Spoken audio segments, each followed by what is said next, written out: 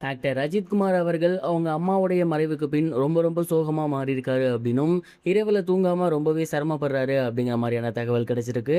என்ன நடந்திருக்கு அப்படிங்கிறது தான் இந்த ஒரு வீடியோல நம்ம பார்க்க போறோம். தமிழ் சினிமாவின் பிரபல நடிகரான அஜித்குமார் அவர்களுடைய தாயாரான மோகினி அவர்கள் சமீபத்தில இறந்து போயிருந்தாங்க.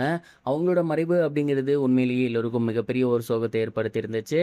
நெறைய தமிழ் நடிகர்கள், அவருடைய ரசிகர்கள், அது மட்டும் இல்லாம அரசியல் பிரமுகர்கள் அப்படின்னு எல்லோருமே அவருக்கு தங்களோட கண்டோலன்ஸ பதிவு பண்ணியிருந்தாங்க. முதல்வர் திரு விஜய் அவர்கள் நேரடியாவே சென்று தங்களோட கண்டோலன்ஸை பதிவு பண்ணி வந்திருந்தாரு. அண்ட் இந்த ஒரு நிலையில அஜித்குமார் அவர்கள் அவங்களோட அம்மாவோட மறைவுக்கு பின் ஸ்டில் இன்னமும் ரெக்கவரி ஆகாம ரொம்பவே சோகத்துல தான் இருக்காரு அப்படிங்கிறது தெரிய வந்திருக்கு. அண்ட் அதுக்கெல்லாம் மேல அவருக்கு இருக்க மிகப்பெரிய ஒரு கில்ட் என்ன அப்படின்னா, அவங்க அம்மா கூட கடைசி நேரத்தில் இல்லாம போயிட்டோமே அப்படிங்கிறது தான். அவங்க நல்லா இருக்காங்க அப்படின்னு அவர் எப்பவும் போல அவரோட வேலையை பார்க்க துபாய் போயிட்டாரு கார் ரேஸ்க்காக. ஆனா அங்க இருக்கும்போது தான் அவங்களோட அம்மா இவங்களை விட்டு பிரிஞ்சிருக்காங்க. தன் தாயோட கடைசி நேரத்துல நம்ம கூட இல்லையே அப்படின்னு அவரு ரொம்பவே எமோஷனல் ஆகியிருக்காரு.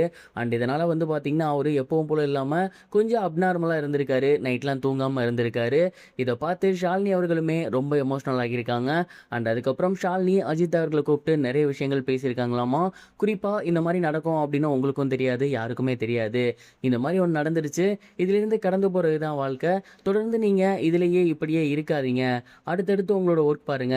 கண்டிப்பா அம்மா உயிரோட இருந்திருந்தா கூட இந்த ஒரு விஷயத்த தான் சொல்லியிருப்பாங்க. அண்ட் அப்பா இருக்கும்போது இதுதான் நடந்திருந்துச்சு.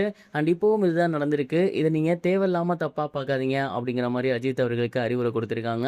அண்ட் ஷாலினி மேமுமே அவங்களோட மாமியார் மறைவுல ரொம்பவே சோகமா தான் இருக்காங்க. இருந்தாலும் அவங்க அஜித் சாருக்கு ஆறுதல் குடுத்து, அவங்க மீண்டு வரணும் அப்படிங்கிற ஒரு நம்பிக்கைய குடுத்திருக்காங்க. இந்த ஒரு விஷயம் தான் சமீபத்தில வெளியாகி சோசியல் மீடியால ரொம்பவே வைரலா போகுது. இத பார்த்த நெறைய ரசிகர்களுமே, "இதுல உங்க தப்பு ஒண்ணும் கிடையாது. இது இயற்கை தான். தயவு செஞ்சு நீங்க மனம் தளராதீங்க" அப்படின்னு ரசிகர்கள் அஜித்குமாருக்கு அறிவுரை சொல்லி வந்துட்டு இருக்காங்க. இது ஒரு புறம் இருக்க, இயக்குனர் வெங்கட் பிரபு அடுத்து என்ன பண்றதுன்னு தெரியாம மொழி பிதுங்கி இருக்காரு அப்படிங்கிற மாதிரியான தகவல் வெளியாகி வெங்கட் பிரபுவோட ரசிகர்கள் எல்லாருக்குமே மிகப்பெரிய ஒரு அதிர்ச்சியை ஏற்படுத்தியிருக்கு. வெங்கட் பிரபு அவர்கள் விஜய் சாரை வச்சு கடைசியா கோட் அப்படிங்கிற படம் இயக்கியிருந்தாரு. அந்த படம் மிகப்பெரிய ஒரு வெற்றி பெற்று இருந்துச்சு. இருந்தாலுமே அந்த படம் ரிலீஸ் ஆகி கிட்டத்தட்ட 1.5 வருஷம் ஆச்சு. இப்போ வரைக்கும் அவருக்கு அடுத்த படத்துக்கான சான்ஸ் கிடைக்கல. ஃபர்ஸ்ட் சிவகார்த்திகேயன் வச்சு பண்ற மாதிரி இருந்துச்சு. பட் சிவகார்த்திகேயன் அதுக்கப்புறம் அந்த படத்தை டிராப் பண்ணிட்டாரு. அதற்கடுத்து அந்த ஒரு படத்தை பிரதீப் ரங்கநாதனை வச்சு எடுக்கலாம் அப்படிங்கிற முயற்சியில் ஈடுபட்டிருக்காரு. பட் பிரதீப் ரங்கநாதன் அவர்கள் முழு கதையோட வாங்க, ஃபுல் பாண்ட் ஸ்கிரிப்டோட வாங்க அப்படிங்கிற மாதிரி சொல்லியிருந்திருக்காரு.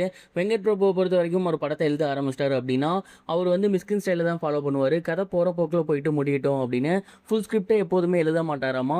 அதனால பிரதீப் ரங்கநாதனும் இப்போதைக்கு வரப்போறதில்ல. அடுத்து கென்னை பார்க்கலாம் அப்படின்னு போகும்போது கென்னும் ஃபுல் ஸ்கிரிப்ட் தான் கேட்டிருக்காராமா. இதனால வெங்கட் பிரபு அண்ட் டீம் என்ன பண்றீங்கன்னே தெரியாம மொழி பிரிங்கி இருக்காங்களாமா. தளபதியை வச்சு சூப்பர் ஹிட் கொடுத்த மனுஷனுக்கு அடுத்த படம் கிடைக்கல அப்படிங்கிறது ஷாக்கிங்கா ஏற்படுத்தியிருக்கு. இது வரைக்கும் கனெக்டிங் டிவிக்கு சப்ஸ்கிரைப் பண்ணனா மறக்காம சப்ஸ்கிரைப் பண்ணிக்கங்க. உடனடி அப்டேட்ஸ் பெறுவதற்கு நோட்டிஃபிகேஷன் பெல்லையும் கிளிக் பண்ணிக்கங்க.